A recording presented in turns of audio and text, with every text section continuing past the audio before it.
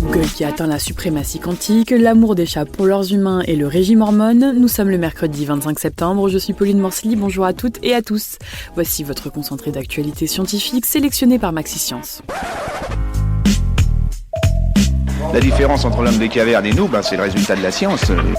Et ce n'est pas une opinion, c'est de la science. Notre monde n'est pas si moche. Des chercheurs de la firme Google affirment avoir atteint la suprématie quantique. Pour la première fois de l'histoire, un processeur quantique aurait en effet accompli en 3 minutes et 20 secondes une opération qui prendrait 10 000 ans au plus avancé des ordinateurs actuels. Il s'agirait d'une prouesse et d'une avancée considérable, mais elle doit être encore confirmée et validée par la communauté scientifique. Une femme s'est retrouvée en insuffisance cardiaque après avoir confondu du wasabi et de l'avocat lors d'un mariage. Âgée d'une 60aine d'années, la malade s'est sentie mal durant le mariage, mais ce n'est que le lendemain qu'elle a décidé de se présenter aux urgences. Les médecins ont constaté qu'elle souffrait du syndrome du cœur brisé qui cause un affaiblissement temporaire du ventricule gauche du cœur.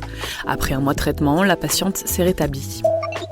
Les chats seraient bien plus attachés à nous que ce que l'on imaginait. Selon une nouvelle étude, nos matous seraient bien attachés à leur maître et les verraient comme leurs parents. Les scientifiques ont soulevé que les rapports sociaux de ces animaux de compagnie avaient jusqu'ici été sous-estimés.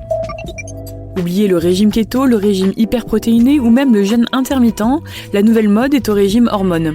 Celle-ci part du principe que les personnes qui n'arrivent pas à perdre du poids malgré les régimes sont freinées par leurs hormones et que celles-ci peuvent être manipulées par un régime pour fonctionner normalement. Mais les scientifiques ne sont pas de cet avis, cela pourrait être le signe d'une maladie plus grave comme le diabète ou l'hyperthyroïdie.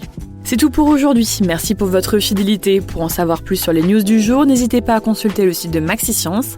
Et en attendant, on vous dit à demain pour de nouvelles actualités scientifiques. Voilà. Il ne reste plus qu'à vous remercier de votre attention. Au revoir.